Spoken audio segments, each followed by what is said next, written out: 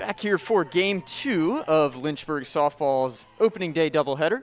Greensboro College, the visitor, took game 1 7-0, and quickly in an advantageous spot here in the top of the first of the nightcap, thanks to a leadoff single by Kaylee Walker. Angela Sperandeo in the circle for Lynchburg as that bunt attempt goes foul. Couple lineup changes for the Hornets here in game 2. Not too many for Greensboro. If I'd won 7-0, I don't know if I'd change much either, were I Teresa Pfister. Kaylee Walker, the second baseman. You see her standing on first base as the runner. Leading off. That ball misses outside from Sperandeo. I'll take care of her camera. Work on having 2 cameras. Alexis Newman, the third baseman, is up to bat. She's batting second. On deck is the shortstop, Caroline Stanley, hitting third. Foul ball there down toward the GC dugout. Alexis Sox, the catcher, batting cleanup. Pitching, batting fifth, Cassie Simmons. First base, 6 in the batting order is Jordan Deaton. Batting seventh, left fielder Ivy Ray. Eighth, the designated player Davidson. That'd be Olivia Davidson, excuse me. And batting ninth, the right fielder, Hannah French. Flex player is in center field when Greensboro takes the field, and that will be Allison Loy. She patrolled center field last game as well. 2-2 now the count to Newman.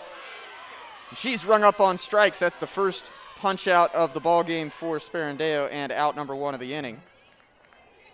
Sophomore right-hander, the big strikeout there. She finished the last game for the Hornets, did a respectable job. Enough to earn the start here in game 2 from Coach Dawn Simmons.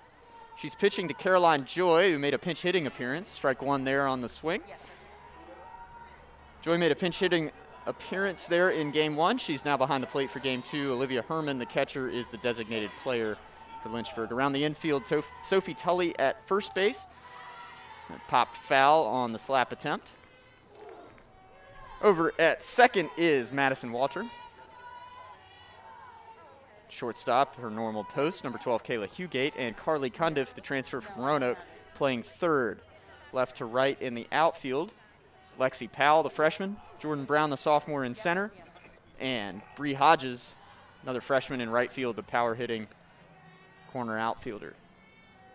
1-2 the count, 1 out. Mark Robertson, the sports information director for University of Lynchburg, here with you. Joe Hutzler is with us on the webcast. He's working out some technical difficulties with the camera.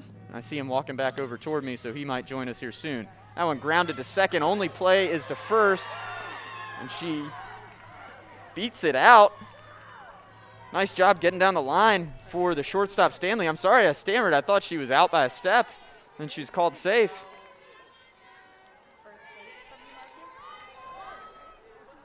Looks like Walker did everything she could.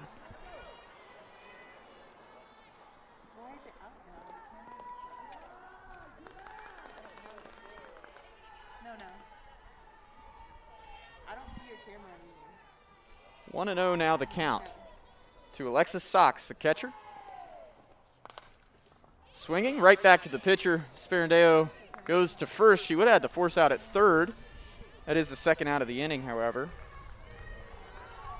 Is that transmitter at the top? 1-3 on the putout is the second out of the ball game. Try to just move the HG Live pointer out. No, just like push it more in. Bring Cassie Simmons to the plate. Simmons, a huge game in the opener. Drove in 4 runs, I believe. And that's 7-0 win by Greensboro. She'll look at ball 1. Missed outside. Is somebody on third? Runners at second and third. 2 out. No, I don't see. Simmons, the hitter. Looks at strike 1 now. 1-1 is the count to Simmons. Facing her counterpart, Angela Sperandeo.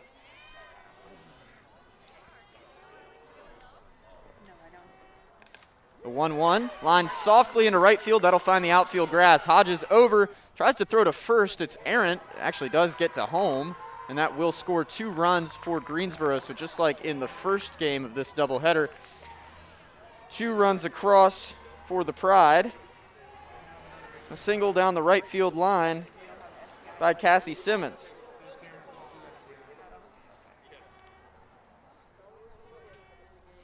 We got both of those runs, so. Just a soft looper off the end of the bat. Actually a pretty good pitch by Sparandeo, but Simmons able to do something with it, and the Pride are out ahead. 2 down, runner on first now. First baseman Jordan Deaton steps into the left-handed batter's box and watches strike one go by. Deaton was the catcher in the opener today. Moves over to first for game 2. Second pitch swinging, that's grounded to second.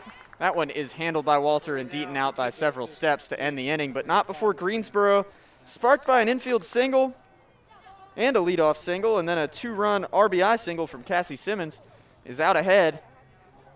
Score after a half inning of play is Greensboro 2, Lynchburg yet to bat. This is Lynchburg softball on the Lynchburg Hornet Sports Network.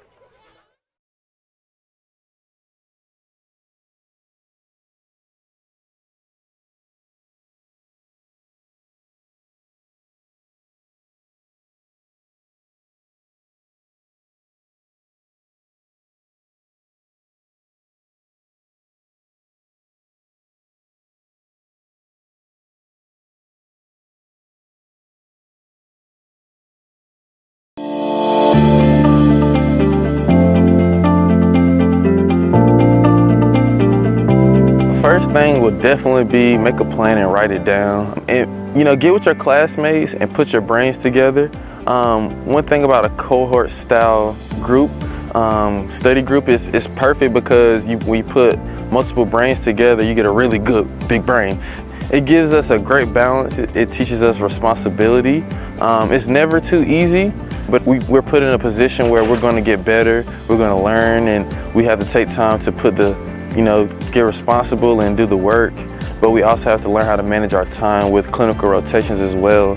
But I think everything is well put together, as in the course load and as well as the clinical education.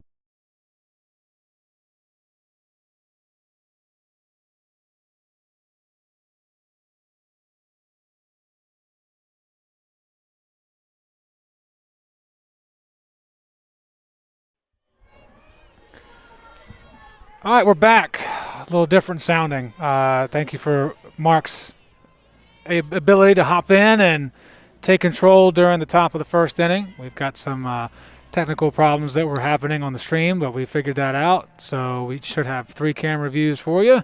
And our first pitch for Hornets offense to see from Cassie Simmons, who had an excellent game 1 from the plate. Now trying to back that up with a nice day in the circle. Excellent first inning at the plate, too, Joe, as she's the one who drove in the 2 Greensboro runs that you see on the board right now. Have a day. And the second pitch in there for strike 1, so it's 1-1. Going back and looking at Cassie Simmons, she had 4 RBIs in game number 1, and already with 2 more. So, yeah, to say she's having an excellent day of softball would be an understatement. Put her as the front runner for the the USA South Softball Player of the Week. Absolutely, absolutely. Hugate grounds over to third, and quick throw made for out number 1.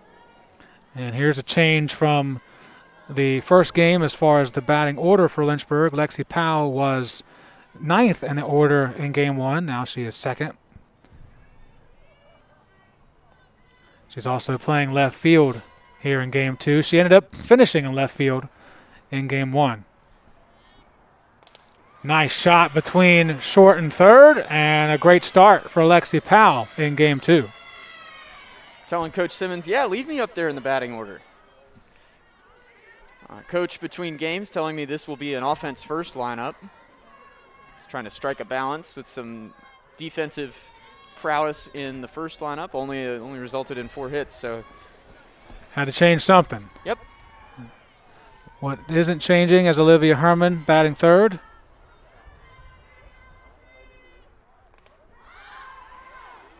This time around, she is the designated player. Caroline Joy will be your catcher for the Hornets. Yeah, Joe, early in the season, you don't want to wear your catcher's legs out, especially when you're relying on her for some offensive production as well. Looking at an 0-1 pitch from Simmons and swung through for strike 2.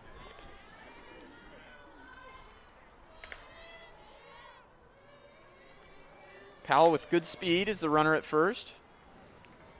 Of course, the Lynchburg rally shut down in the first inning of the first game due to a caught stealing, so maybe a little more conservative. Also a different catcher behind the plate for GC. Good point as well. Catcher for the Pride is Alexis Sox.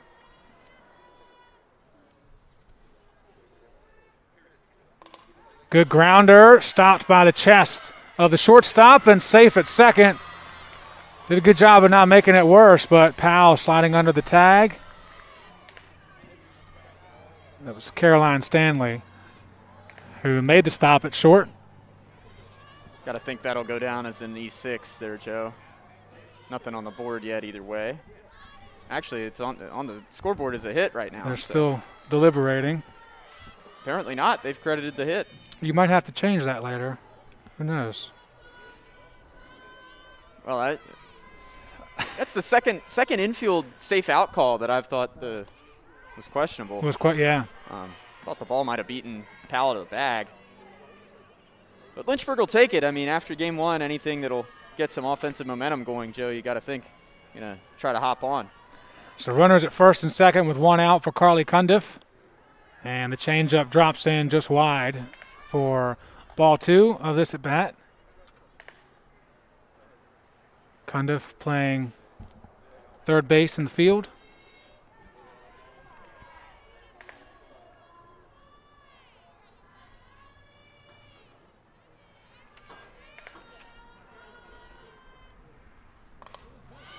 And this one popped to center.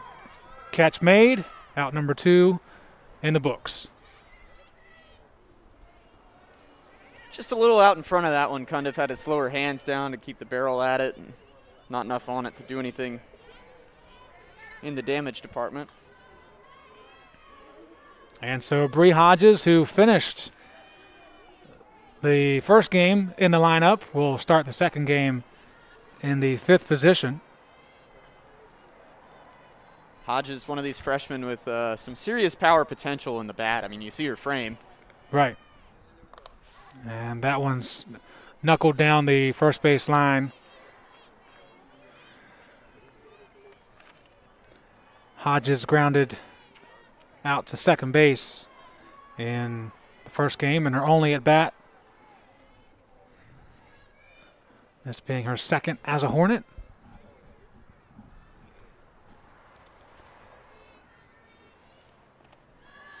Played her high school ball at William Byrd in the Roanoke, Virginia area. Has that ritual of swinging that bat, spinning that bat with the right hand as she comes up to the plate. And the 0-1 in there for second strike. Actually, I think it's 1-2. The count.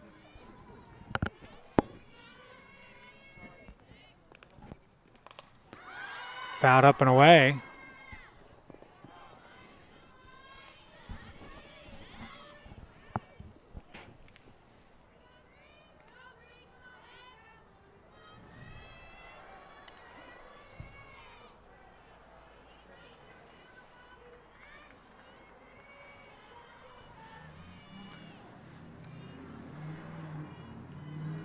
Cassie Simmons rocks the rubber, sends it in. Strike 3, swinging for Hodges. And another potential scoring opportunity for the Hornets thwarted by the Greensboro defense. First inning is complete. It's a 2-0 lead, just as it was in the last game after one inning of play. You're watching NCAA Division III softball on LHSN.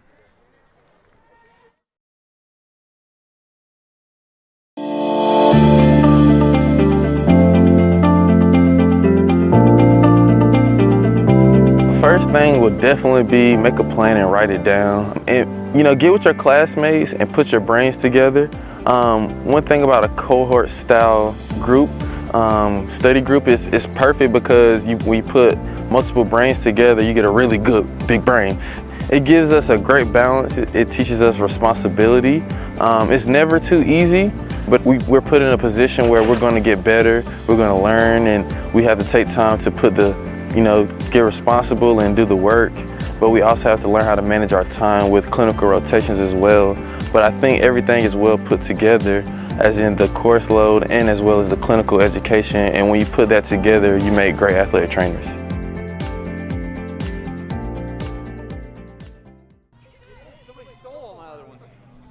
Welcome back to Moon Field, where the Hornets face a 2-0 deficit. Now on defense, Sparandeo makes the pitch to Ivy Ray, and it will miss for a ball. First at bat, of course, for Ray.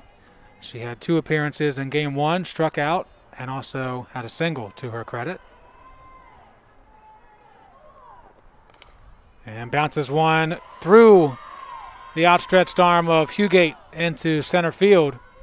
And we'll pick up where she left off with a single to start Game 2. Nice day at the plate for Ray.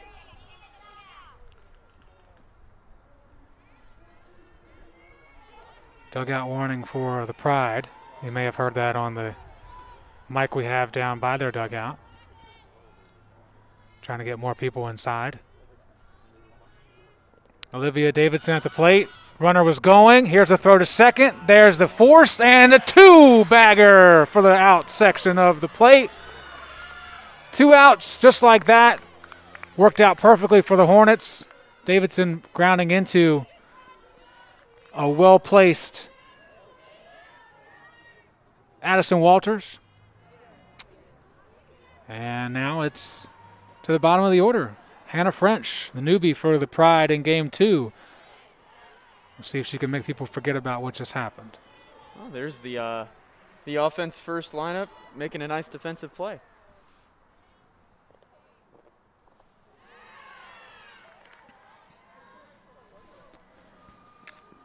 Hannah French did not make an appearance in Game 1. She's got 2 at-bats on the season with 2 strikeouts. I believe she pinch ran, Joe.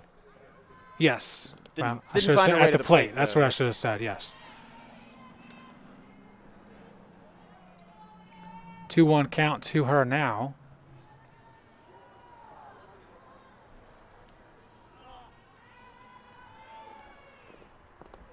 Swinging through for strike 2. 2 outs on the board, and certainly defense helping, but you get a feeling that Sparandeo might have the best stuff of all the pitchers for Lynchburg today. It certainly does seem that way. Nobody else particularly sharp, and out threw that one away. A little shaky on the toss, but still got there to Tully, and it's a 3-up, 3-down for the Pride, keeping it 2-0 going to the bottom of the second on LHSN.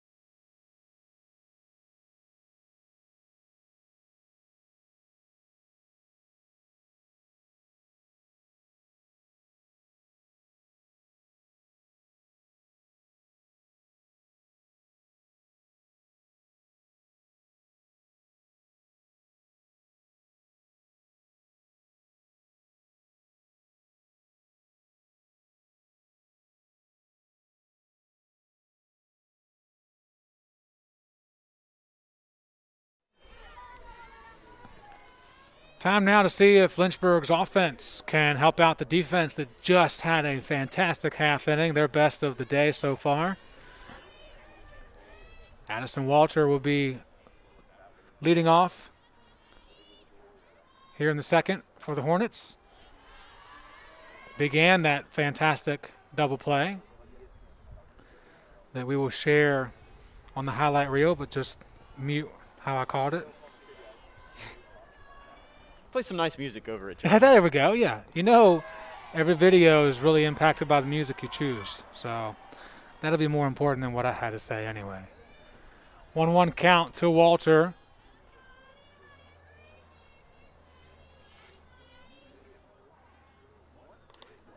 And fouled off to make it a 1-2 situation.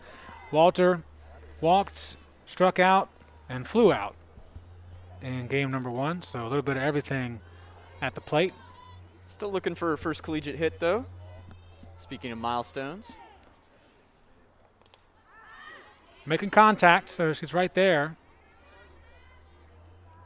Just sinking that shoulder a little bit, getting under it.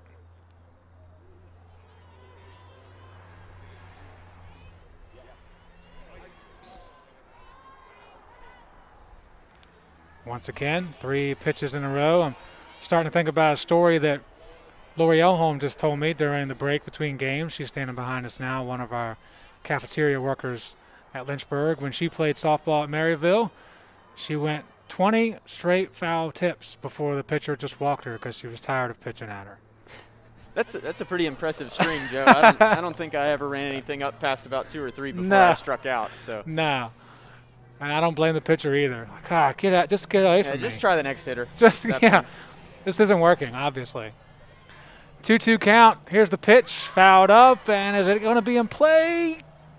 Can't tell from here, but based on no celebration, I think it was out. It looks like, it hit the net because the umpire said it. Good look by you, sir. That's exactly what he said. It hit the net before she caught it, so technically it was out. Out of play, not of play. Out Yes. recorded. Yeah. Yes.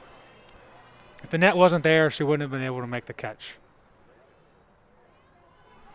Still 2-2. Now 2-3. Walters goes down, looking at the first K of this inning.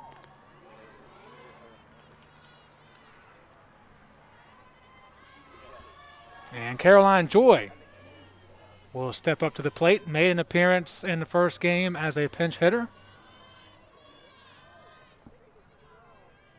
Joy, another one of these young bats with power potential, all the sluggers that have graduated from this program the past couple years. Coach Simmons still looking for people to fill those middle of the order roles and provide the RBIs and extra base hit. Joy definitely somebody who can do that for the next 3 and I was years. just getting ready to mention, you saw it in her only at bat. She flew out to center, but it had great pop when it came off the bat. So she's very, very close to putting that together and maybe sending it a little bit further. It's a hard hit ball that's fouled off, so it's a 2-1 count to Joy. You mentioned the heavy hitters from the past. 2 of them are here. Mackenzie Chitwood on the staff. Taylor Mabry in the stands, taking in the action today. Another one in Danielle Powell on the coaching staff and on as the well. on the coaching staff.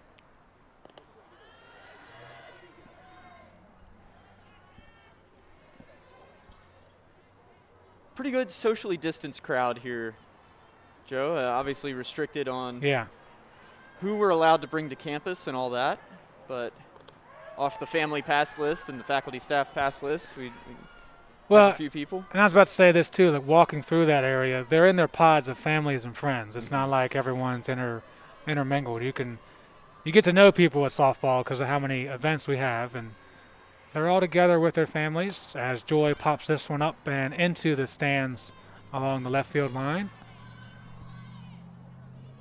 Got an update from down at Greensboro. Thanks to Hunter Campbell. Baseball alum, It's like, who's that gentleman? Who is here. Greensboro leads that one in the 5th, 1-0. Tight again, as it was in Game 2 yesterday. Yes. Well, and Game 1, really. Well, it was until it wasn't, I guess, in Game 1. Caroline Joy reaches on HBP, hit by a pitch. Second time that's happened to a Lynchburg batter today. And also to wrap up our conversation here during Joy's at bat, if you're a Greensboro parent, we're incredibly sorry that we can't welcome you to campus. I really wish that circumstances were different, but that's the decisions that we have to make in this day and age, and we hope that you're enjoying the webcast. And obviously a pretty talented team that you guys get to cheer for this year. So, can't be too upset about what's happened so far today. 7-0 win in game number 1. On top 2-0 here. And Sophie Tully's first at bat of game 2 sees the pitch for strike 1. Runner at first and 1 out. Sorry, that Simmons changeup is really showcasing so far. She's got a feel for that pitch today.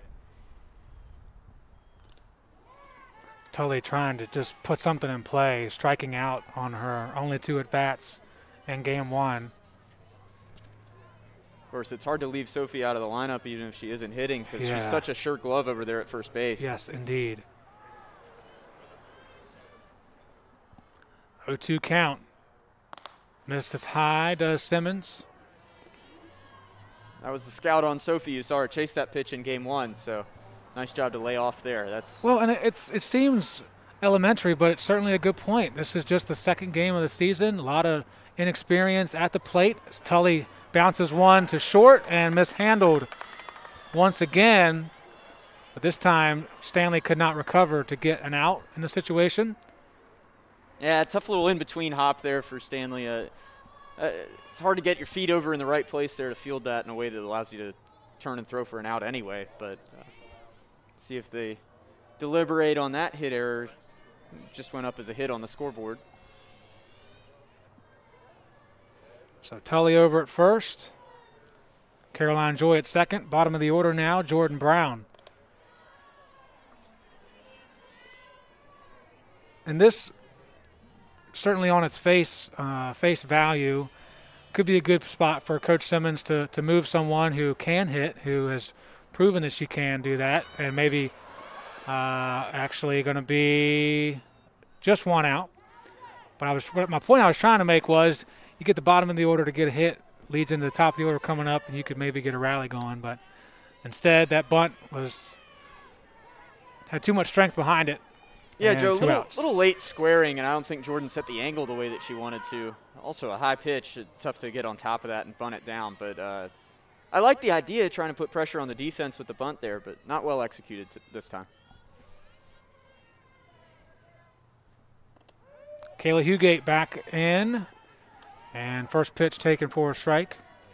She grounded to third in her first at bat. Hugate really the only player in the lineup having a good day at the plate to this point. A couple of doubles in the first game. See if she can keep that up here with runners in scoring position.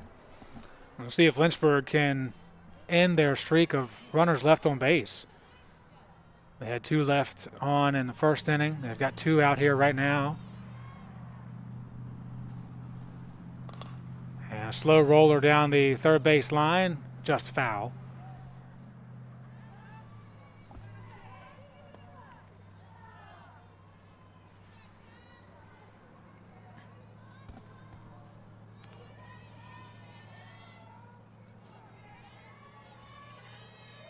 Six runners left on base, by the way, in game number 1, for those interested. Hugate pops one to center.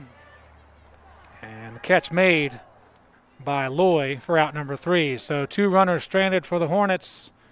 They pick up a hit, but no runs. And it's still 2-0, headed to the top of the third on the Lynchburg Hornets Sports Network.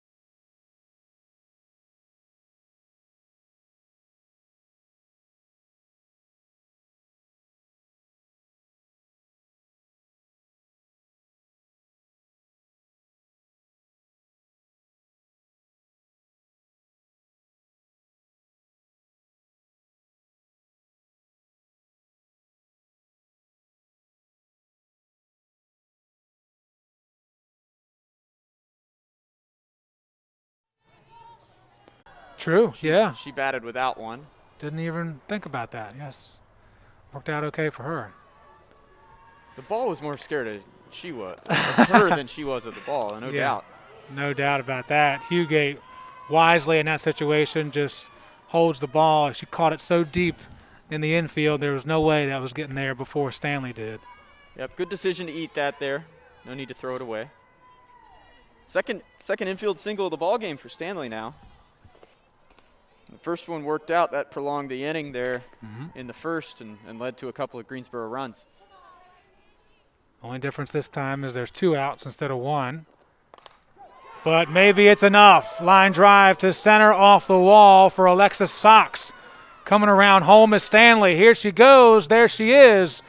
Third run of the day is scored by the Pride here in Game 2.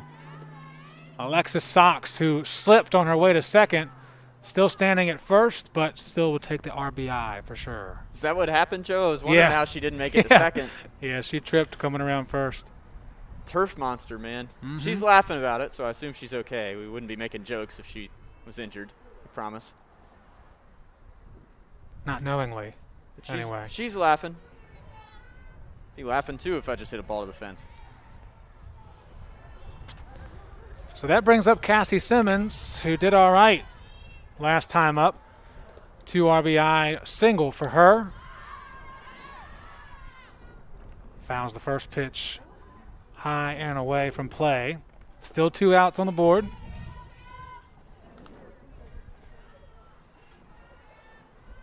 The sun has gone away and the wind is picking up here at Moonfield. As Simmons hits one hard to third. Cundiff's throw in time for out number 3, but the Hornets give up a run.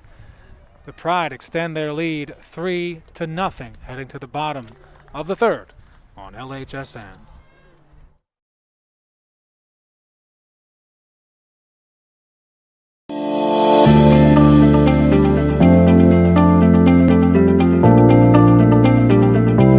First thing would definitely be make a plan and write it down. And, get with your classmates and put your brains together. One thing about a cohort style group, study group is perfect because when you put multiple brains together, you get a really good big brain. It gives us a great balance. It teaches us responsibility. It's never too easy, but we're put in a position where we're going to get better, we're going to learn, and we have to take time to get responsible and do the work. But we also have to learn how to manage our time with clinical rotations as well. But I think everything is well put together, as in the course load and as well as the clinical education. And when you put that together, you make great athletic trainers.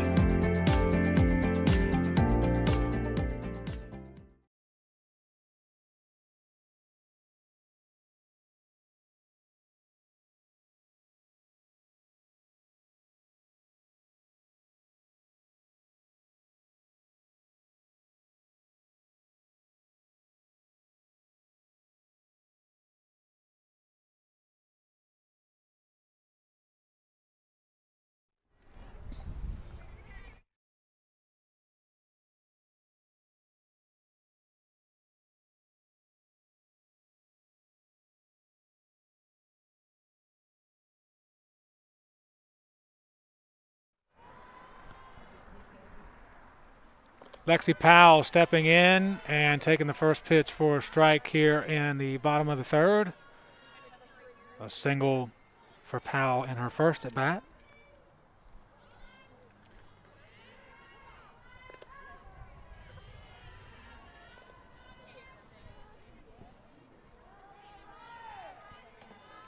First hit of what will be many in her college career. No doubt, sure. No doubt about that.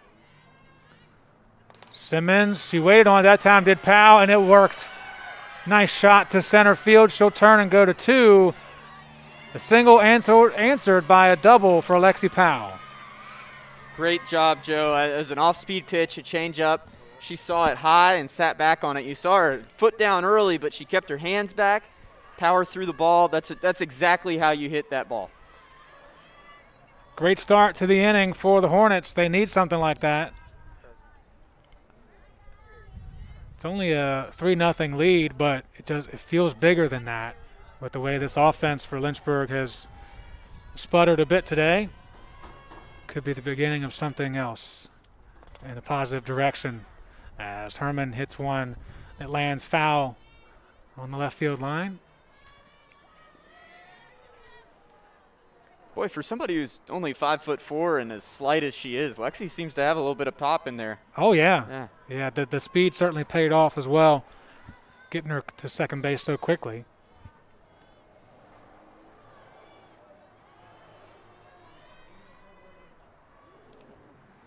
Olivia Herman, single in the first. And now looking at an 0-2 count against Cassie Simmons. Fouls this one off. Little defensive swing there, 0-2. Forgot to mention Simmons in her second appearance of the season picked up a loss against Emory and Henry in their first doubleheader of the year. Gave up 7 runs in that game through 6 innings pitched. 5 strikeouts. Right now she has 2 strikeouts, but facing an adverse situation for the first time. Handling that pretty well with another strikeout to her credit. Herman swinging and missing. Just got her to chase one up out of the zone. You saw kind of a bugaboo for Lynchburg in the first game, and problem seems to have persisted a little bit. Carly Cundiff made contact in her first at bat, but flew out to center.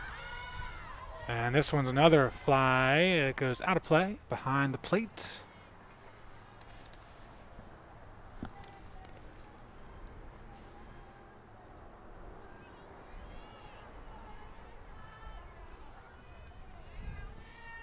Just one out, so still a very crucial at bat for Lynchburg with a Speedy Powell at second. Just looking for good contact here. Simmons takes a peek at the wristband and delivers high for ball 1.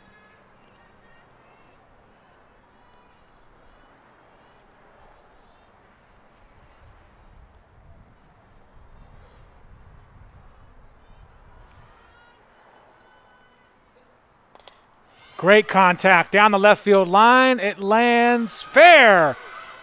Powell will come home, and Cundiff will pick up her first RBI as a Hornet. Well, Joe, I wasn't sure that one was going to hang on into fair territory, but it did. I wonder how close to the line it really was. From our vantage point, it's hard to see with the crown of the field, but yeah, what a great swing there by Carly Cundiff. I'm very appreciative of the umpire's movement. He was very adamant about that is fair. So helpful in that aspect, and Cundiff helps the Hornets' chances getting their first run of the day as they were shut out in game number 1. And Joe, like I said at the beginning of the broadcast, gonna need Carly Cundiff to come up in those situations. She's a key to this batting order, and Lynchburg having a productive offense this season. So it's really good to see her put a swing like that on a ball here early in the year. Certainly batting in that cleanup spot. Gonna need that as Bree Hodges hoping to get herself away from the plate. Struck out in her first at bat today here in game 2. In the hole 0-1. This one is playable right above the plate and caught by Alexis Sox for out number 2.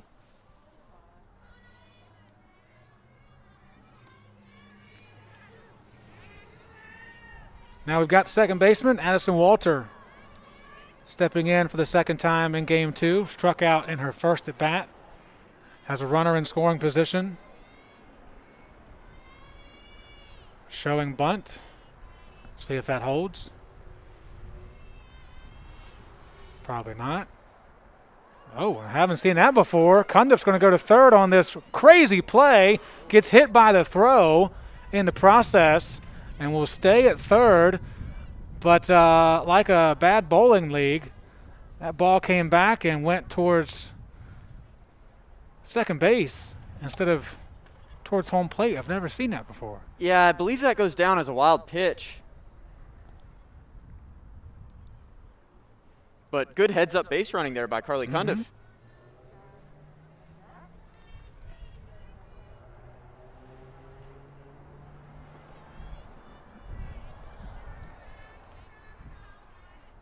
Graduate assistant Mark Weaver and I at the same time texting each other, how the heck do you score that? It's a good question. I'm going to go on wild pitch, but I'm going to have to look it up later to make sure I'm right. Yeah, definitely. Going to have to take a look at that. Coach Pfister, in the meantime, using it as a moment to come out and talk to Simmons, and I think they're looking for some type of towel to help with maybe taking some dirt or mud or whatever the cause of that crazy pitch sequence was. Use the towel to take care of it. And she may have to come look for it herself. Also just a chance to hit pause here. Yes. Tell her, look, you're only one pitch from getting out of this thing with no further damage. And we still got the lead. Yep, still a two run lead here. Although Lynchburg is in a pretty good position with a runner 60 feet away. Addison Walter looking for her first RBI in her career. Now we've seemed to have found the piece of equipment that we were in search of. It looks like it was just a towel. They wanted to wet it. Maybe, I mean, if it's dry and cold like it is today, especially the wind starting to blow, your hand dries out, affects your grip. So just having a little dampness to... And just so give you all the information, the towel is not for the ball. It is for Simmons. She tucked it in her back right pocket. So to Mark's point, a way to keep her hand moist moving forward and maybe not have that problem again. Yeah, oftentimes you see pitchers touch their fingers to their mouths, but I guess, well, not wearing a mask in the circle, but I was about to say maybe take place of that. Maybe you're not allowed to do that this year. I was getting ready to say, I know when MLB came back last summer, they said you weren't allowed to lick the balls anymore. So, or lick your hands so that you touch the ball and transfer your germs. 2-0 count here for Walter. Pops one up to center. Loy runs underneath and makes the grab for out number 3.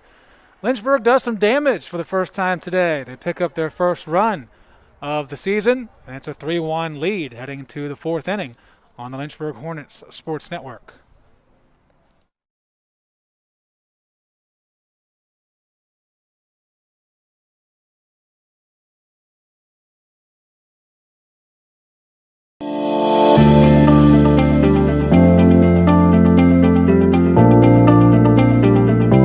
First thing would definitely be make a plan and write it down. And, get with your classmates and put your brains together.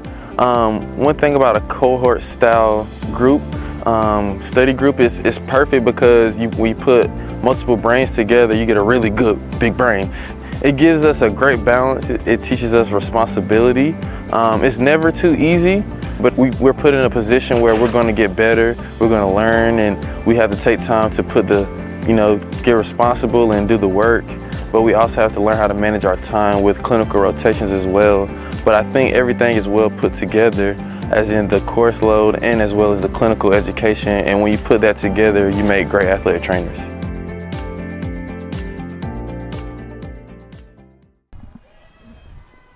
Welcome back to Moon Field on the campus of University of Lynchburg. I'm Joe Hutzler. He's Mark Robertson. We are braving the cold, so you don't have to. You can enjoy this game from wherever you are, in your house, in your car. If you're in your car, please just listen. Do not watch while you're driving. It's a 3-1 game. Greensboro in the lead, and a nice shot to left center. It's going to go off the wall, as we've seen a bunch do today. That is a beautiful hit for Jordan Deaton, and she will reach second base to start the 4th inning. Yeah, great swing by Deaton. Got the pitch she was looking for. Did what she's supposed to do with it. Not what you want if you're Lynchburg after you just cut a hole in the deficit a little bit. See how the Hornet defense responds. Looks like we're going to run for Deaton here. She was pinch run for every time she made it to the bag in the first game. That would have been twice, once on a walk and once on a single. That walk came in that 4-run fifth inning that really put things in a vice grip for the Pride's chances.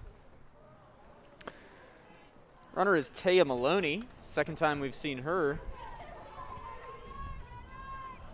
Funny, Joe, she actually ran out to first base. The first base coach had to be like, wait, that was a double. Yeah. You're going to second there. Don't tell me you haven't been paying attention. Well. She was warming up. She was stretching, getting loose. She knew she was going to run.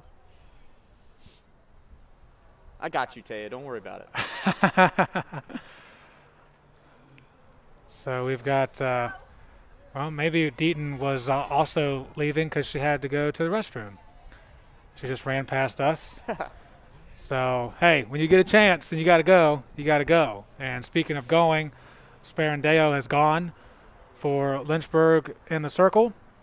And a new pitcher, Emily Charlton, who made an appearance in Game 1 at the plate. Now she will step in for the first time as a Hornet in between the pitching circle. Charlton hailing from Chesapeake, Virginia, Atlantic Shores Christian School. And she's looking at a 3-1 deficit for the team, a runner in scoring position at second, nobody out, and Ivy Ray checking in for the second time today, had a single in the second inning. We'll do a quick check-in with some final scores on the Hornet scoreboard for today. Lynchburg men's basketball in a thriller on Rivermont Avenue, defeating Randolph College, getting a much-needed win after losing 3 straight following their quarantine break. We also had a victory for women's soccer, 2-0 win for them against Emory and Henry. Took a while to get that first goal, but added another one for insurance, and they start their season at 1-0. Also, Lynchburg baseball in action down in Greensboro. Last we heard from that, it's the 6th inning, and the Pride led 2-0. Thanks to former pitcher Hunter Campbell, who's here supporting the softball team for those updates. It's a rubber match for that one. And Greensboro in a position to win 2 in a row down south against Lynchburg baseball. Trying to go 2-0 today against Lynchburg softball, and in a good position so far. Again, a runner in scoring position. That's Maloney, who's pinch running for Deaton, and now she's running to third. What a tag, what a snag from Kayla Hugate. The ball was low from Joy, and Hugate snow-coned it and held it right there for the tag, and 2 outs now on the board. Sorry, 1 out. 1 out. First out of the inning.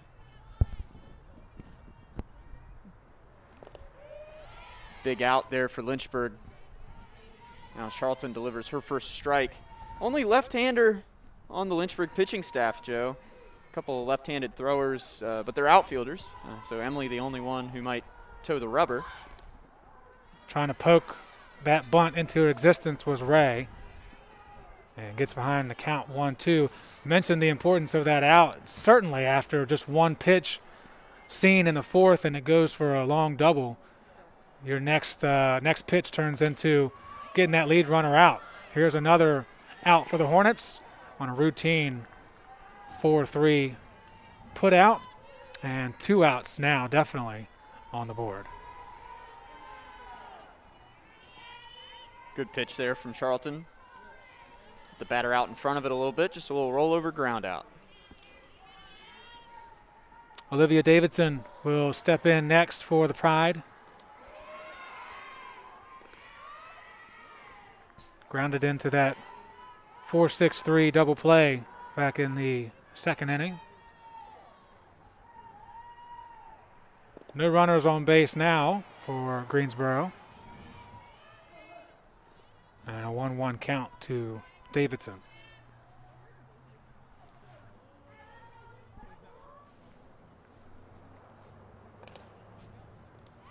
Caught, and that's it. A nice quiet end to a half inning that started with a ruckus but it's still 3-1. Heading to the bottom of the fourth. You're watching Lynchburg softball on LHSN.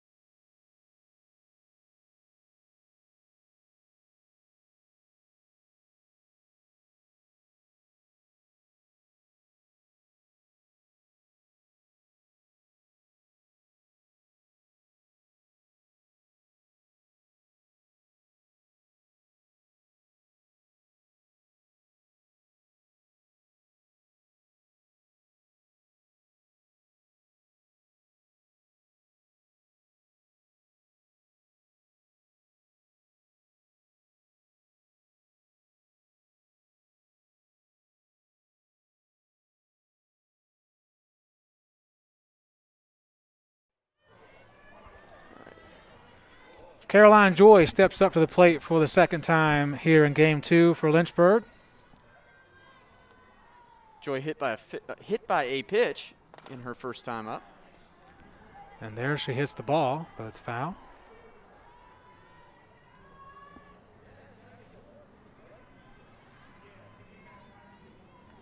Lynchburg finally able to scratch a run across in the bottom of the third, still trailing 3-1. Finally, some signs of life from that offense, Joe. Yeah, they've been waiting a while for that, as that one just paints the bottom of the square, sometimes rectangle.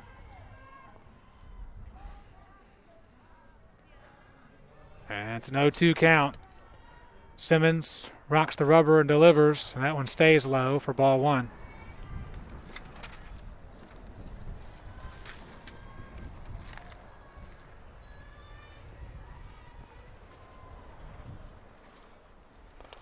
Good contact, bounces, and nice snag at third.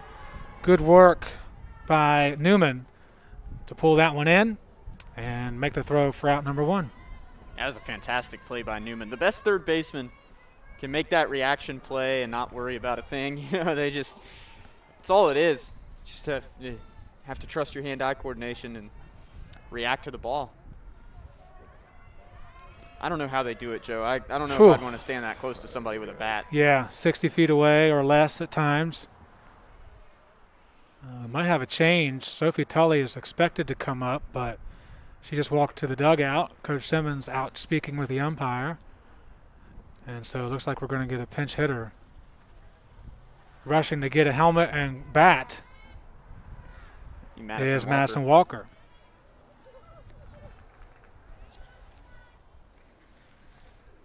We saw her pinch hit for Sophie in the first game, and she flew out to second base. Gotta be something. Walker was down there in the bullpen throwing with somebody. All of a sudden, she's in the batter's box. Mm-hmm.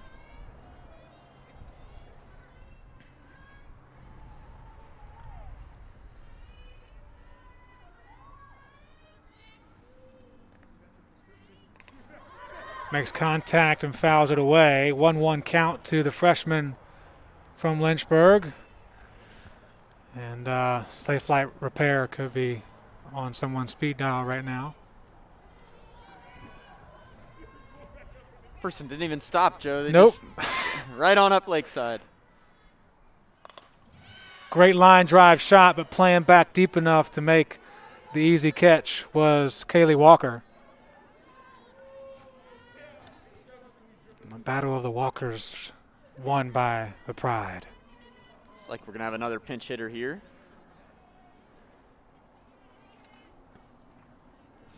Jordan Brown slated to come up, but it will be Kaylee Hackett, another freshman. Coach Simmons trying to get everybody in.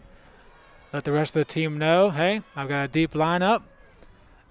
If you can't do it, we'll see if someone else can. Important just to get everybody in at bat, or as many people as you can here in this first slate of games as well.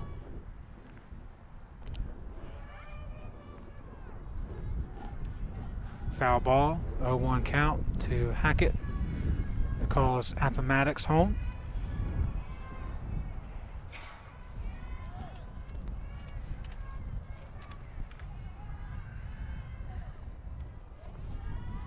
Hackett, one of 3 Appomattox County freshmen on this team.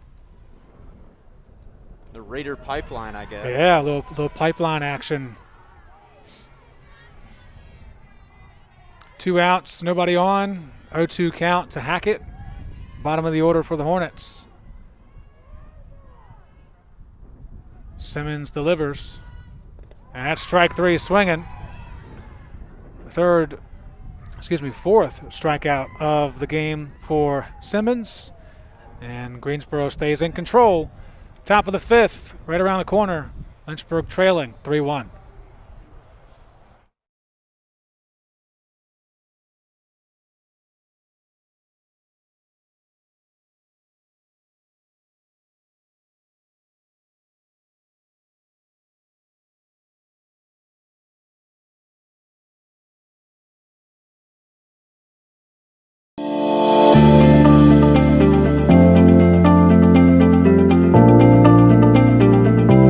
First thing would definitely be make a plan and write it down. And, get with your classmates and put your brains together. One thing about a cohort style group, study group is perfect because when you put multiple brains together, you get a really good big brain. It gives us a great balance. It teaches us responsibility. It's never too easy, but we're put in a position where we're going to get better, we're going to learn, and we have to take time to put get responsible and do the work. But we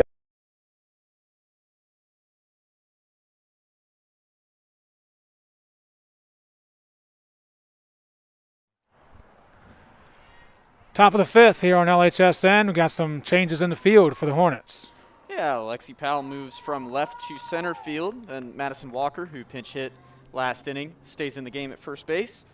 Kaylee Hackett, who also pinch hit last inning, will move into left field for Lynchburg. Emily Charlton still in the circle for the Hornets. Looked sharp as she entered the game for the last 2 outs. No, all 3. All 3, yeah. Inning. Leadoff double erased on the caught stealing. Out. Heads up, Mark. Yeah. If I'd brought my glove, Joe, I might have made a move for it. Another foul ball hit this way. That time it's the Hannah French, making her second appearance of the day at the plate. She grounded out to the pitcher in the second inning. That was Sparandeo. This is Charlton, and that is a called ball. 1-1 count.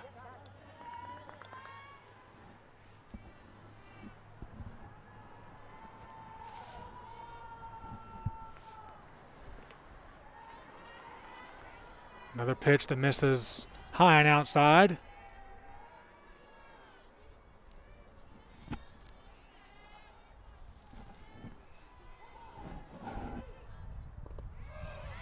And that's a strike for Charlton. That's her first K as a Hornet. Nice pitch there, change of speeds. Well located, and French couldn't hold up. Top of the order for the Pride. Kaylee Walker. First pitch she sees from Charlton. Misses for a ball. Top half of the Pride order has been great today and been a big reason why their offense has been so successful. Walker chopping one a bit slow to Hugate, makes the throw in time. That's why you've got to love that veteran play being at shortstop. Yeah, it's tough to get the ball in and out that quick. I wasn't sure that Hugate had a shot at her and ended up getting her by about half a step.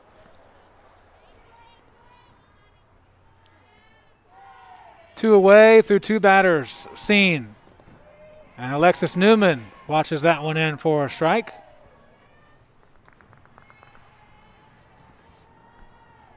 Newman's third at bat of the day. A strikeout and a ground out.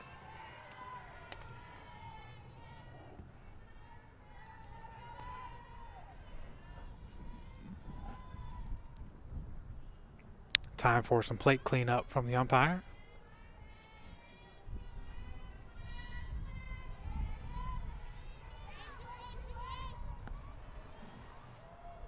One count to Newman. Now it's a 1-2. The umpires had a system today, by the way, with parking. First one that got here took up 2 spaces and then moved when the second one got here. I wasn't very happy. Must be a veteran crew there, Joe. Smart move. Doesn't mean I had to like it. Of course, we ought to be coning off spaces for them. Can't play without them. True. That's very true. And actually, they've done a pretty good job today. Not too many issues or coaches yelling at them, so that is good. And this is also good. Another 3 up and 3 down. Second one this game. First one for Charlton. Her defense plays big. She does well as well. And we go to the bottom of the 5th. Still a 2-run game on LHSN.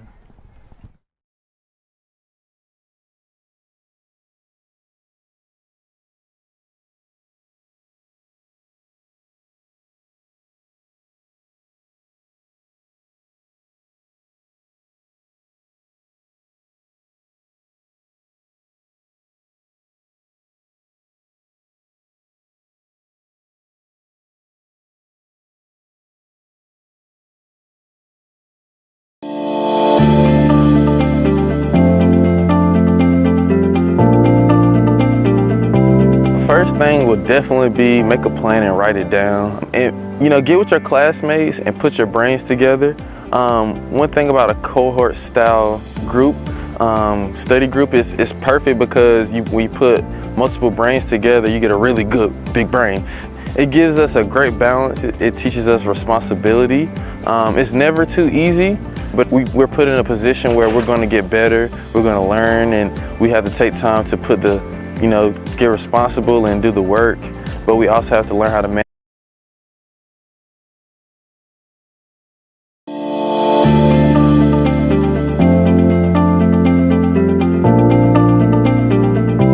First thing would definitely be make a plan and write it down. And, get with your classmates and put your brains together. One thing about a cohort style group, study group is perfect because when you put multiple brains together, you get a really good big brain. It gives us a great balance. It teaches us responsibility. It's never too easy, but we're put in a position where we're. That has been a go-to pitch for Simmons today. Yeah, she really has had good control of it. Hugate looking for her first hit of the second game. Had a couple of doubles in the first one. Slaps that bunt, goes foul.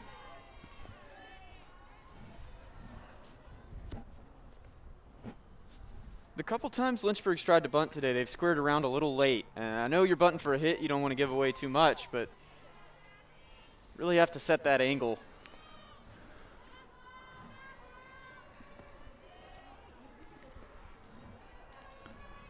One count. Hugate, good contact, and there's the first hit of game number 2 for number 12. And exactly what you want from the top of your order, especially when it's the first at bat of the inning. And in a very good position with a hot hand coming up next. Lexi Powell, a single and a double plus a run for her today in game 2. Yeah, second time in this ball game that Lynchburg's gotten the leadoff runner aboard. Last time it resulted in a run. See if they think about starting the runner here.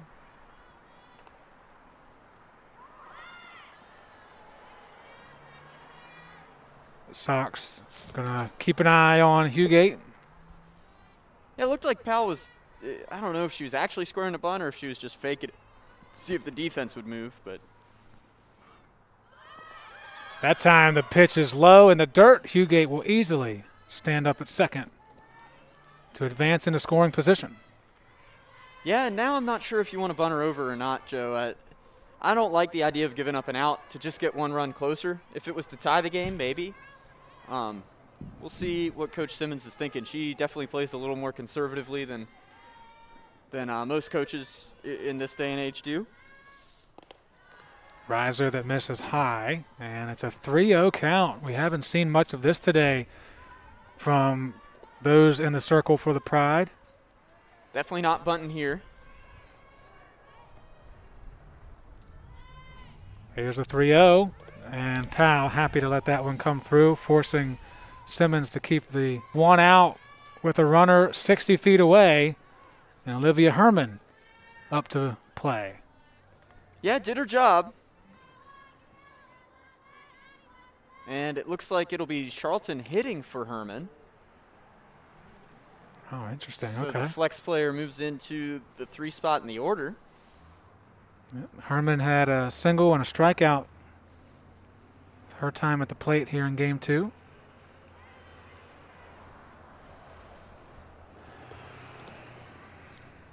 Charlton did make an appearance in game 1. Struck out and then reached first on a pass ball during that strikeout.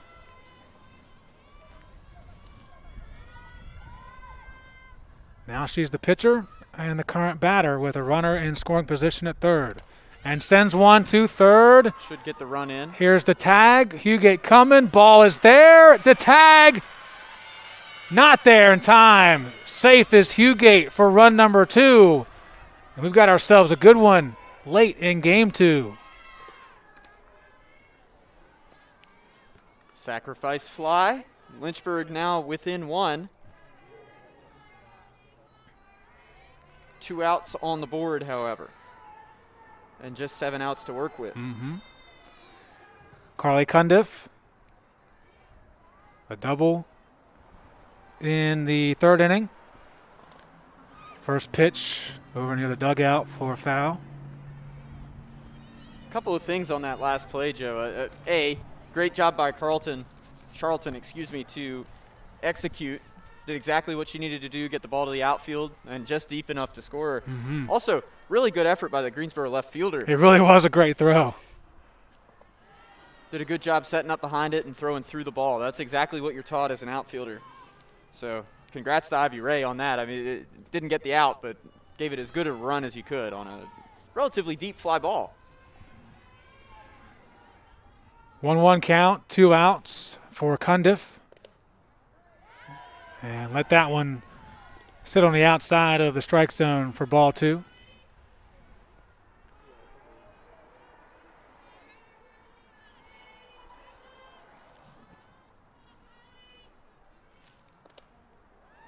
Good pitch from here in terms of the way that thing rose up low to the middle, but must have missed on the edges. So it's 3-1 with 2 outs.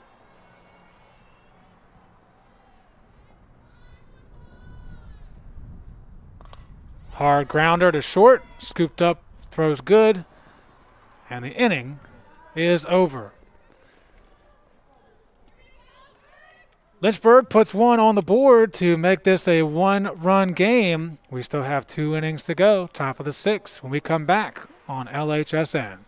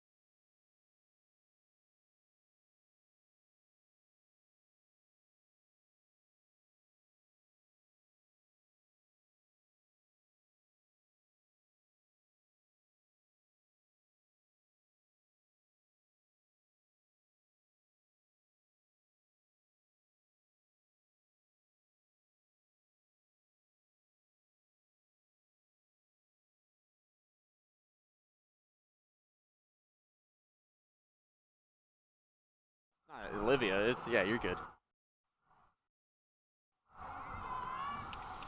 Top of the 6th inning here in game number 2 of the day. The Pride took game 1 7-0. This one much closer, much more resembling of how the two fared last season when both games went to Greensboro by a score of 4-3. Starting us off in the 6th for the Pride, Caroline Stanley, who is 2 for 2 in game 2. Slaps one to third. Ready for it were the Hornets. No, safe, they say, as maybe Walker fell off the bag when making that catch. I don't know. I thought that she was there when the ball arrived. So it should have been an automatic out at that point, whether she fell down or not at the end. And for the first time today, Coach Simmons is going to question an umpire's decision. And I have to say I agree. Yeah, I mean, unless the throw pulled Walker off the bag, that's the only thing I can think of, because the ball certainly beat the player to the base. From this angle, the bag and some people sometimes are kind of in our way. There's no way we could have seen it with our eyes.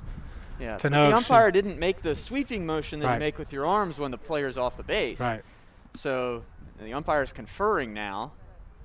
Let's see what the two decide. Yes. Holding the call as it was made. So Stanley 3 for 3 on the day. And it scored a hit, which makes me think that the umpire's call is just that the player beat the ball to the base. And that just... Well, it didn't, frankly. It didn't. Yeah. I know we're supposed to, not dwell too much on it, but that's a big call with a 3-2 game in the 6th inning. And now Charlton looking at a runner with nobody out, standing over there at first. Well, the big thing, and you see the 2-0 count now, you can't let that get to you as the pitcher. If a call goes against you, a call goes against you, and that happens. So Charlton got a battle back here, and Hugate toss to second. Here's the turn. Not there for the double play, but the lead runner is gone. Less of a threat for this Lynchburg defense. Good response. good response indeed, Joe, and that's what you have to do as the pitcher. You got to buckle down and get an out instead of dwelling on what might have been.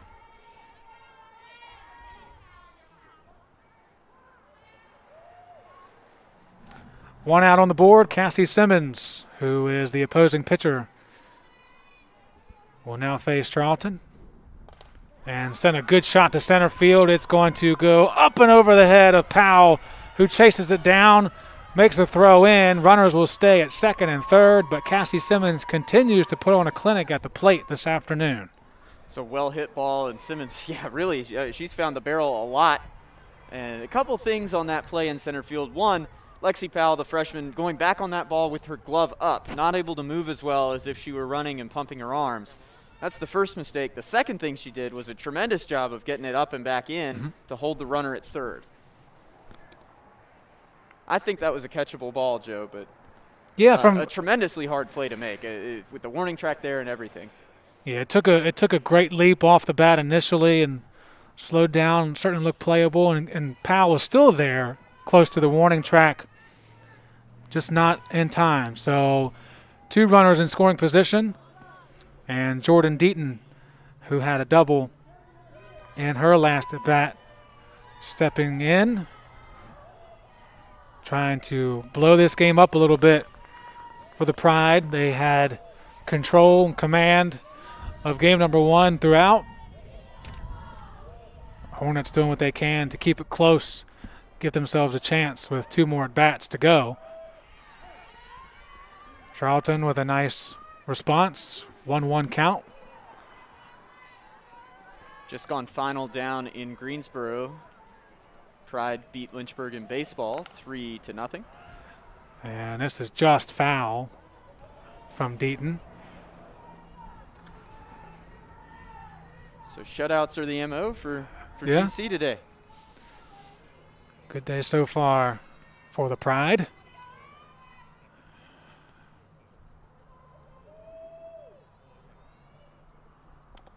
That one a bit low, and in both cases, for baseball and softball, good bounce-back weekends for them after losing their first games of the season.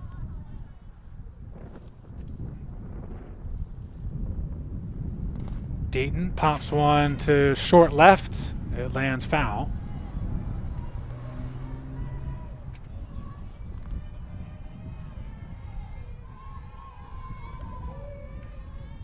Charlton looking to complete the Houdini act here. Strikeout here would be a good start. And that will head into center field. Powell will stop it, but 2 runs are going to come in. 2 RBI single for Jordan Deaton.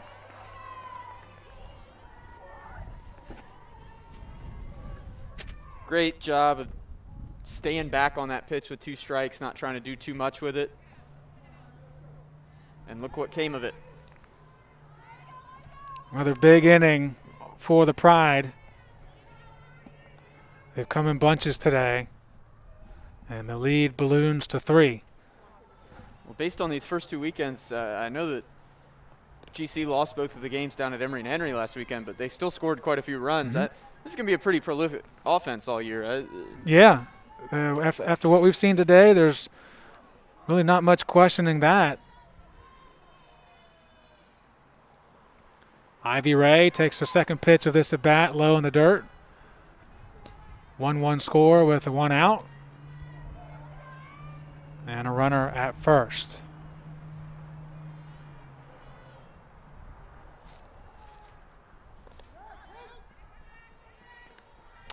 A bit high from Charlton. And the Hornets, they'll have roughly a week, about 6 days rather, until they can put their adjustments to work against the Fighting Squirrels of Mary Baldwin next Saturday. And everyone's safe on that one that just dug into the dirt and stopped. Walter had no chance to get there before Ray could make it to first. Job by Ray again. Just put the ball on the ground, use your wheels. It's her 4th hit of the day.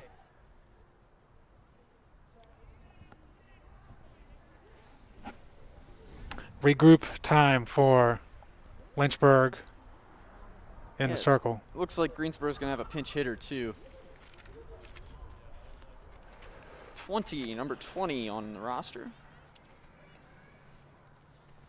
Oh. Picked the wrong side. Hannah King. Saw Hannah pinch hit in the first game as well.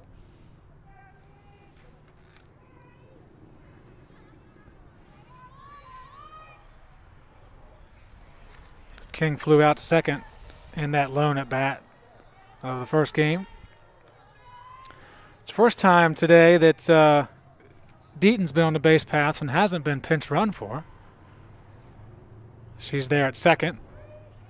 Ray at first, and King at the plate watching the first pitch for strike 1.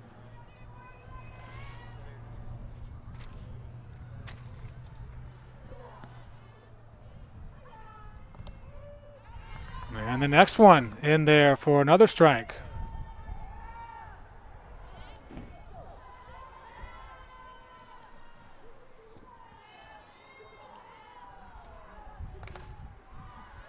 This one picked up by Walter. There's the turn for 1, and a double play made for the Hornets.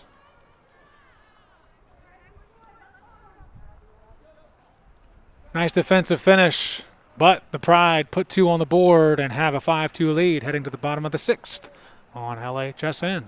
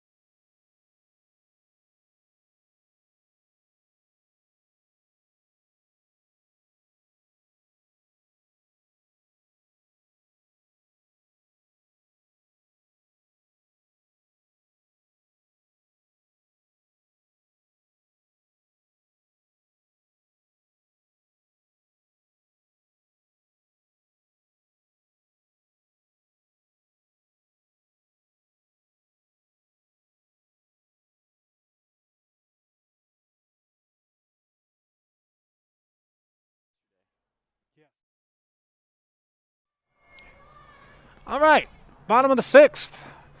Joe Hutzler, Mark Robertson still with you. A little more frigid, but not an icicle yet.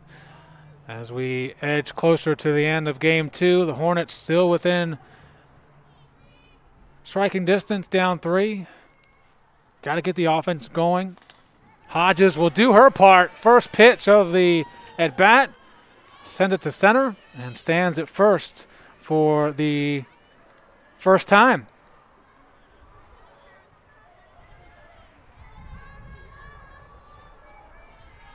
Be the first collegiate hit for Bree Hodges. Mm-hmm. See if it starts anything with the Lynchburg offense. Addison Walter is up next. Shows bunt, lays it down perfectly at the plate. And Hodges is going to go to third. Slides in safe. Nice job by Bree Hodges looking over to Coach Simmons the entire time, using her as her guide. And if you know anything about Coach Simmons, I'd be happy to have her take me anywhere as well. You're in good hands if she's in control. And actually, scratch all of that. Hodges is going back. The infield umpire was talking to the home plate umpire. I don't know if the ball... I don't know what happened. Must have ruled it a foul ball, Joe. I guess it rolled, yeah. I guess as it continued to roll, it rolled foul. Because it's 0-1 count to Walter. I did not see the umpire signal foul. Nope, didn't hear anybody say anything. Infield umpire played it like it was a bunt. Well, even though it didn't count, it was still a nice base running from Bree Hodges. It was. Yeah, that's a great heads-up play. And if you see that the way that Greensboro runs its bunt defense, that third base can be open if the third baseman charges. Because the good second point. baseman wheels to first. The shortstop follows to second base in case of a potential force out there. So if you're heads up and you're quick about it, you don't hesitate. You can take two bases like that.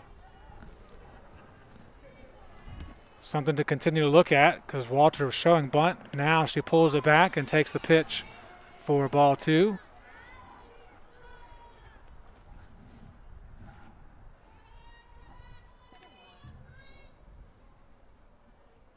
Two-one delivery on the way. Now she does go for the bunt, and it got a piece of the bat, knocked it out of her hand. Strike 2.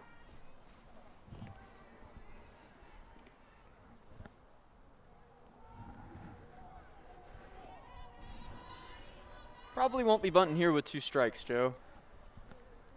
Wouldn't think so. Fouls it up into the trees. No birdies in there today. Too cold for that.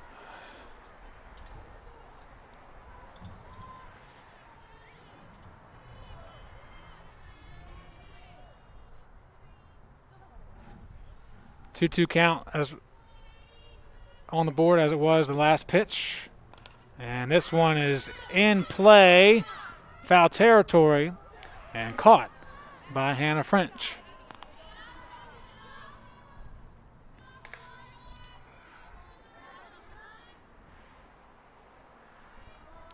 So now we really do have one out.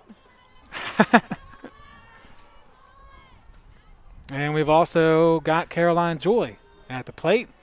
Hit by a pitch in the second inning and grounded out to third in the fourth inning. Pause the swing on that one. Takes it for ball 1. Got a runner at first for Lynchburg, down by 3 runs. More hits this go around in game 2. One more run than in game 1 as well. So certainly some positives to take from game 2, and still got time to turn it into a really big positive. Yeah, Joe, definitely a much more put together performance for this team. Couple changes here and there for Coach Simmons. You talked about the offensive heavy lineup she wanted to go with. Better to find out this stuff now, especially before ODAC season. Here's Cassie Simmons. Good pitch taken for strike 1. 3-1 count. Joy taken all the way there at 3-0.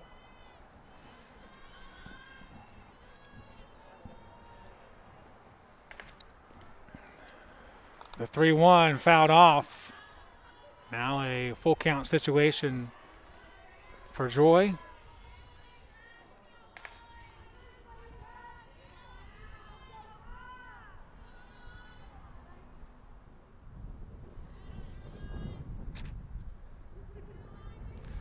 Payoff pitch. In there for strike 3, looking.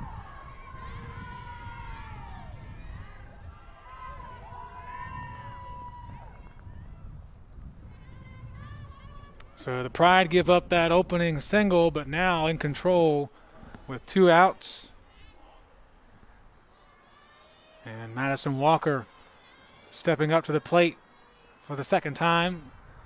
Flew out to second in her first at bat, flies this one deep to left, and it's caught for out number 3. So the Hornets tease again with maybe a run. Instead, they come up empty, and it's still 5-2. Top of the 7th next on LHSN.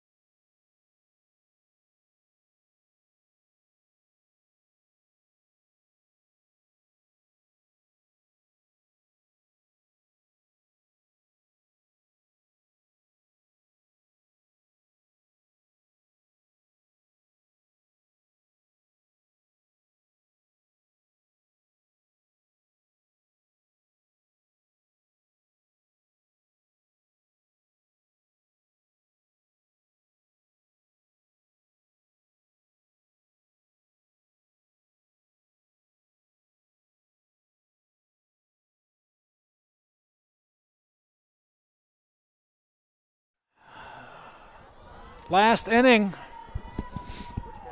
Last chance for Greensboro to add to the lead or just keep it as is and feel good about a potential sweep of the Hornets, just as they did a year ago, although today has been more convincing than it was in 2020. Holding off on that pitch, but it was a strike. It's Hannah French, her third at bat of the day. She struggled a little bit at the bottom of the order. A ground out and a strikeout. And now a 2-2 count to number 11. Definitely, Joe, an impressive pitching and defense display for the Pride today. They look like a very solid ball club. French chops one, handled by Walter, throw not in time. And Hannah French, possibly her last at bat of the day, gets on base. I know you went down to ask about that confusing play in the last half inning. What'd you find out? Yeah, it was just ruled a foul ball. Don't know why it wasn't called dead sooner, but now we know for sure.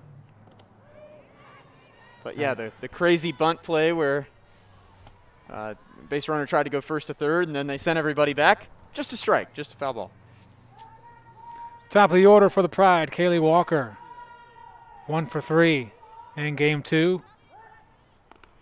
Quick throw down to first just to make sure French stays honest. Walker hasn't been on base since the first inning. This will help. That one gets down, knocked down for the time being, and runners will advance one bag. So French at second, Walker at first. Thought that line drive, Joe, was going to hang up and Hackett might have a play on it, but just kind of lost steam real quick. It was a good job by Kaylee to keep it in front of her and hold that to one base. But another ball hit quite squarely And it looks like some deliberation with the lineup Yeah, card. I think we have a change for the Pride. I cannot see a number. See if we can hear the PA announcers call.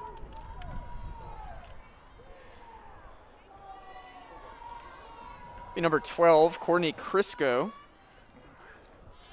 Crisco. Good cooking addition to your meal. Not spelled the same. We'll see if she can be as smooth.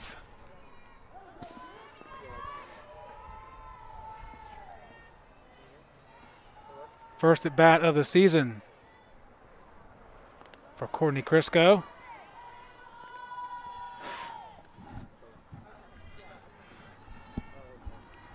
One count for the freshman from Denton, North Carolina. In the dirt, Joy holds on, throw third, tag is not there in time. French slides in safely, and behind her, Walker just jogged to second. Good base running there by French to see that in the dirt.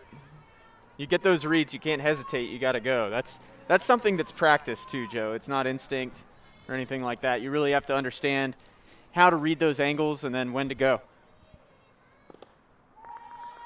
Low in the zone for ball 3.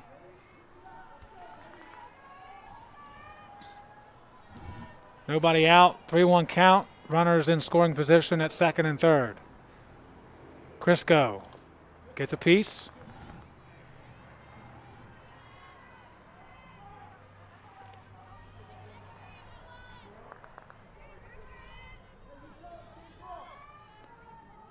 Full count situation here. And bouncer that is handled by Hugate, and now a pickle situation. We got 2 Pride over by third base. Tag at home is good. Well executed by the Hornets. Runners will be at second and third again, but there is 1 out on the board.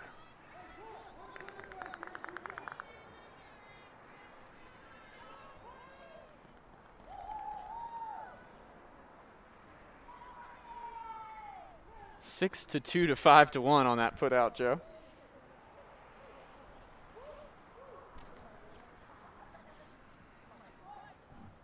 And it looks like something else with the lineup card, huh? Well, Coach Simmons is out there talking to the infield plus Charlton. Stanley is going to be the next batter for the Pride, as it is on our lineup card. I think maybe the umpire was just marking down the mound Yeah, visit. they're just having a chat. So no changes.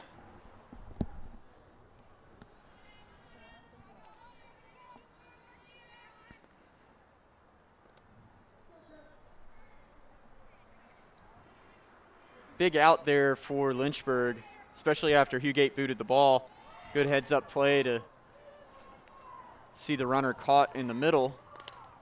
Hard grounder, chested down by Hugate, nowhere to go with it.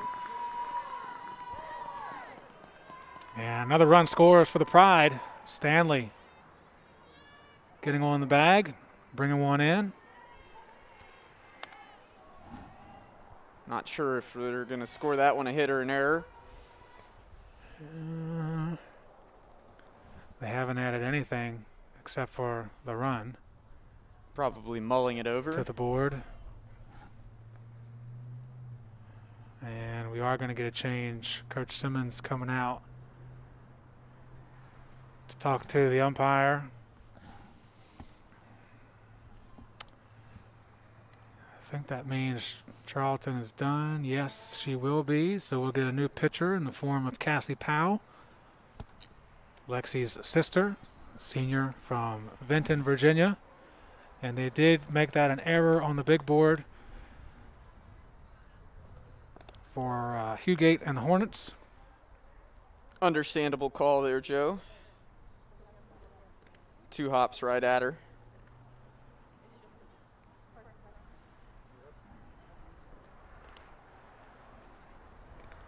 So Cassie Powell makes her first appearance of the season in the circle. Had 2 appearances last year, started a game, won that game. It's for a 1-0 record, just 8 innings pitched. 3.5 ERA. 4 hits, 3 walks, 4 earned runs. 31 batters faced a season ago.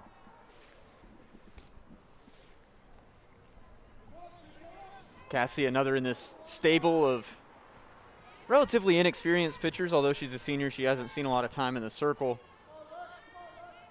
But threw well last year when she got the chance. First pitch, Alexis Sox sees, puts it down the third baseline, foul. Powell also moonlights as an LHSN worker. Valuable pinch runner as well. So a little bit of everything for Cassie. Woman of many talents. Indeed. She one of your better camera operators, Joe? So far, it's only worked 1 game, but it was pretty good. This won't feel good as that's a long hit that glances off the wall. And a throw home. Is it in time? It is, but the tag's not there. Now runners will advance to third and second. Safe on the slide, and it just continues to mount against this Lynchburg team as the Pride score again. 7-2 is our overall score. Runners still at second and third, and 1 out on the board. Gets no easier either for Cassie. She's got to face Cassie Simmons, her counterpart, who is 2 for 3. Doubled last time up. And that one squeaks through between Hugate and second. And that'll bring another.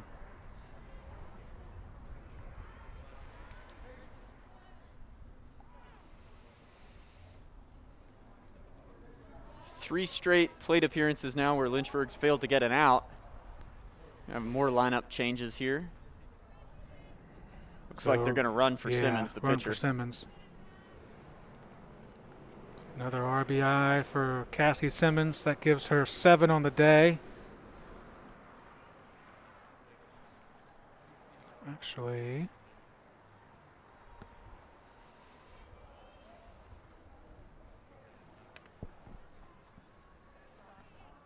I think she has 8.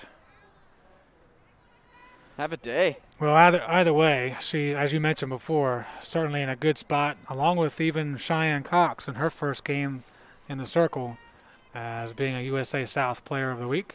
Yeah, wouldn't be surprised if Greensboro sweeps those awards. High shot to short center, and it's caught by Walter for out number 2.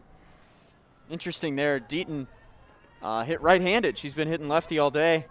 Flipped around and hit right-handed. Probably something she's been working on and try it out here in a low-pressure situation. Right. 6-run lead. Yeah, we didn't have any inkling of that being the case. She never showed it earlier. She's had herself a pretty good day overall. And more lineup card changes here. So Ivy Ray was slated to step up to the plate next. And it might be 23, yes. Erica Edwards from Greensboro, North Carolina. Edwards stepped in a pinch hitting role in the last contest.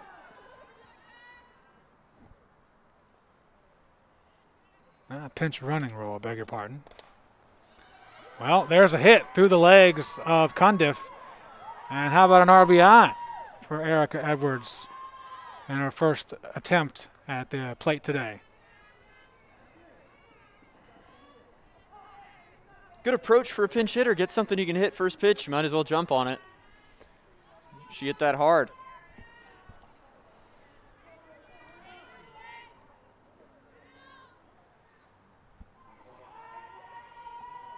Score is now 9-2. We've almost come all the way around. Here's a pitch to second to complete the inning, but not without damage being done.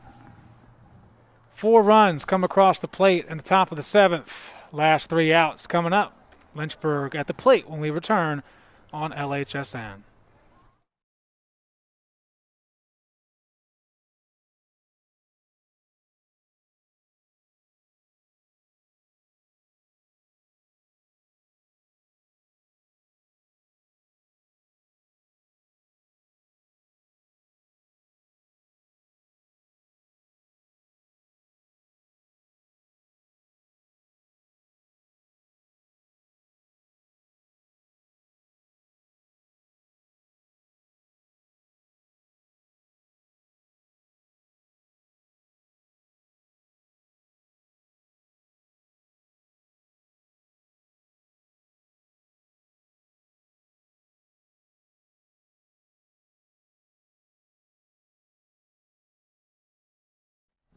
Hackett leading off. Yep, 3 outs remaining on the board here at the bottom of the 7th. Lynchburg trying to find some positives to finish out today's game. Lost the first game 7-0. In the hole here 9-2 in game number 2. And have given up 15 hits. They have done better in their own hit department with 7 and scoring a run here in game 1. 2 runs to be exact, but they do have 2 errors on the day, do the Hornets. Pride have been credited with 0 today. And we've got the bottom of the order for Lynchburg now. Kaylee Hackett at the plate. First pitch, swings hard at it, and it goes hard out of play. Hackett struck out swinging her first time up. Came in to pinch hit for Jordan Brown. And then a hard shot that makes its way to right field. Excellent speed on that.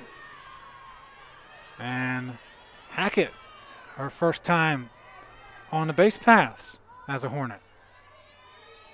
Nice piece of hitting there. Saw that pitch away and just followed it into right field. And so for at least one more time, we'll see Kayla Hugate today. Her 4th at bat of game 2. Had a single in the 5th inning. Came around to score a 2nd run of the game. Looking for the slap bunt, pulled it back, ball 1.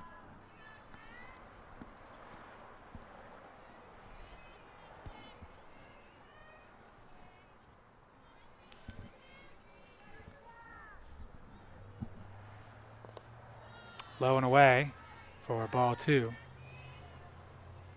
from Cassie Simmons, who has done just enough in the circle. Not the performance we saw from Cheyenne Cox, but more importantly, she's helped her own cause with the offensive performance that she's put on. Definitely a net positive for her, no doubt. Yeah, no question. No question. I mean, you look at her today from the plate and here in game 2, she's got 4 RBI. She's given up 2 runs as a pitcher, so outscoring herself. And now looking at a 3-1 count to Hugate.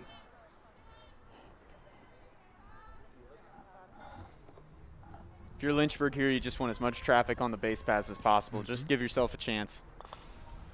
Here's a possible chance. Scooped up, throw to first, just in time to beat Hugate. Good job by Deaton to hold on to that. It was just at the top of her glove. So runner will move over. That's Hackett at second. 1 out on the board. And Lexi Powell, who's had a very good second game, stepping up to the plate now. A single, a double, run scored, sack bunt. Moved the runner over that eventually scored. And that one head-butted to the dirt to keep it in front. Runner still advances.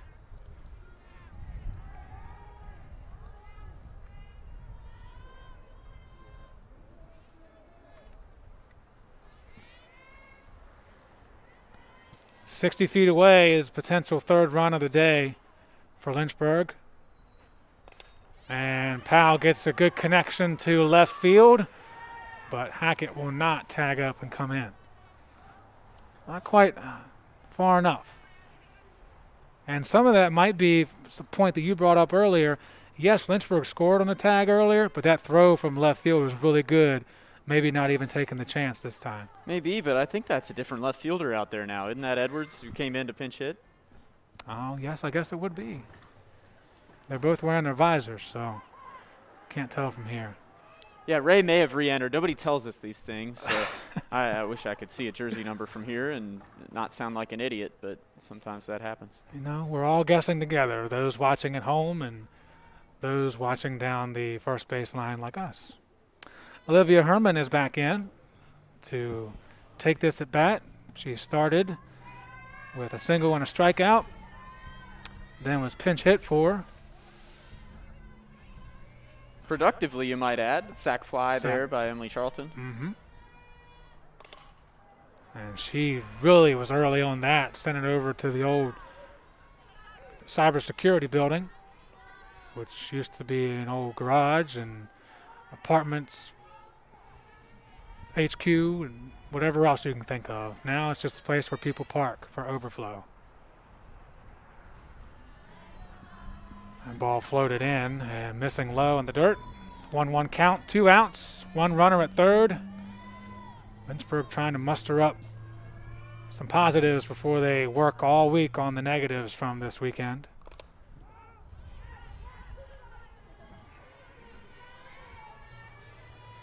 Got some time as they gear up for a doubleheader against the Fighting Squirrels of Mary Baldwin next Saturday. 12 o'clock and 2 o'clock start for those contests as well. And then Salisbury the day after, another quality opponent. So busy weekend on tap for Lynchburg softball next weekend. Busy weekend all around. Yeah. As several other teams ready to make their home debuts this week, including baseball, women's lacrosse, women's soccer. Yeah, it's soccer season now.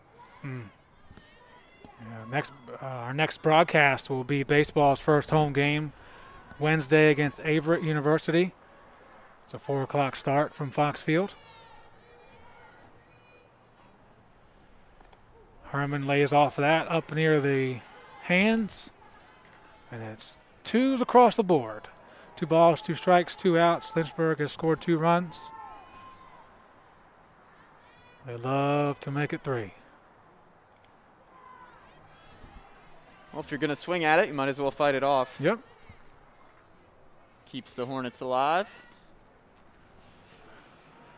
Every at-bat means a little bit more after what happened last year. So trying to make the most is Olivia Herman. Simmons delivers. Herman fights it off again. Good to see this fight from Lynchburg after a not-so-optimal day. Of course, Olivia, one of the experienced leaders on this team.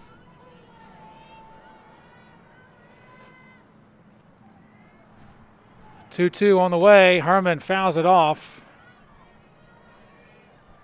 prolonging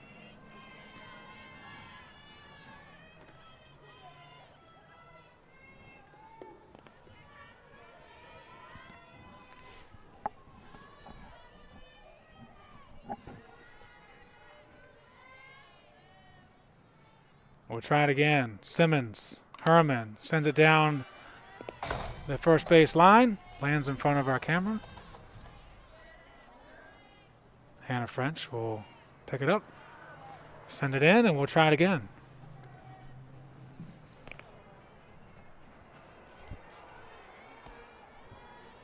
Don't forget the L'Oreal home story I just told you about. That's all I can think of. Olivia's going for it. She's going for it. She's got 15 more to go, but she's going for it. Up. 6 straight that have been fouled off. Is that 8 pitches now? No, 10 pitches in 10 the at-bat. pitches, yeah.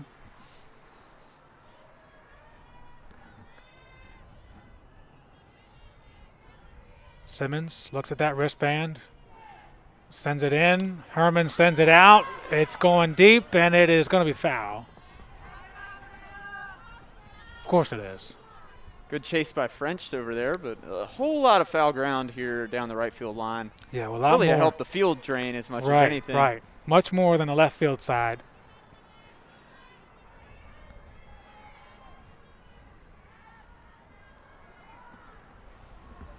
Still 2-2.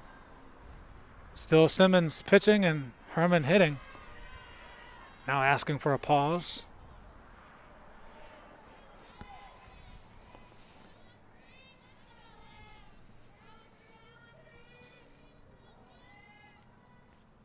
And this one will be turned sharply off telephone lines and trees and guardrails.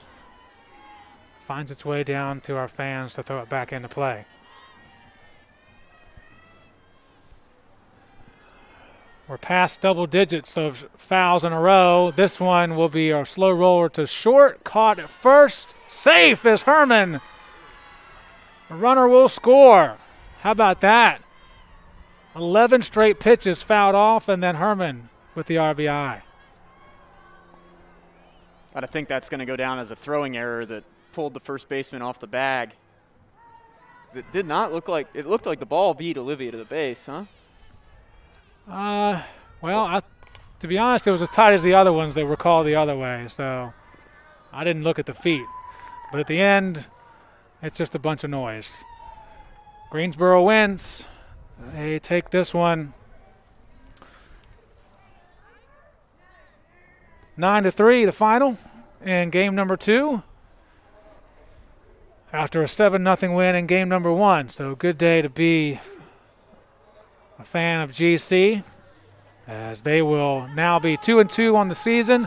Lynchburg drops to 0-2 to start the 2021 campaign. You got to say, though, when it comes to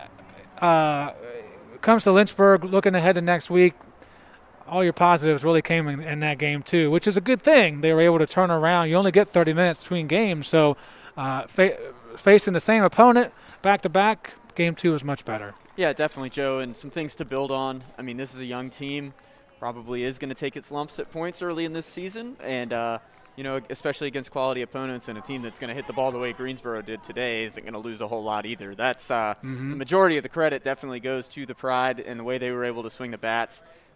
Waiting out pitching early, right? Seeing that there wasn't much in the way of control from Lynchburg pitching first couple innings of the first game, and then they did seem to be getting pitches to hit, and they didn't miss them. So, yeah, not much to go to the drawing board for if you're Coach Pfister and GC. But Lynchburg, you got to see some good stuff out of your young hitters especially, and in the field as well. And the pitching is going to be a question mark going into next week, and we'll see what the coaching staff is going to do to kind of address that, kind of see how they can help those young pitchers grow and chalk it up to what it is. Well, and one of the best things is that now they know a little bit more. They didn't have a scrimmage. They didn't have some of those fall ball games that they'd like to have. So now Lynchburg has seen what they've got against another team and got some work to do before next week. Again, their next game is next Saturday at 12 p.m., followed by the second of that doubleheader against Mary Baldwin at 2. Our next broadcast is Wednesday at 4 o'clock from Fox Field, Lynchburg baseball taking on the Cougars of Averett University. That's going to do it for us here on LHSN. Thank you for tuning in. Don't forget you can watch games anytime on demand here on our YouTube channel. Make sure you subscribe and click on that bell icon to receive notifications of all of our events throughout the rest of the season. Until next time, for Mark Robertson and the entire LHSN crew, I'm Joe Hutzler saying have a great Sunday afternoon.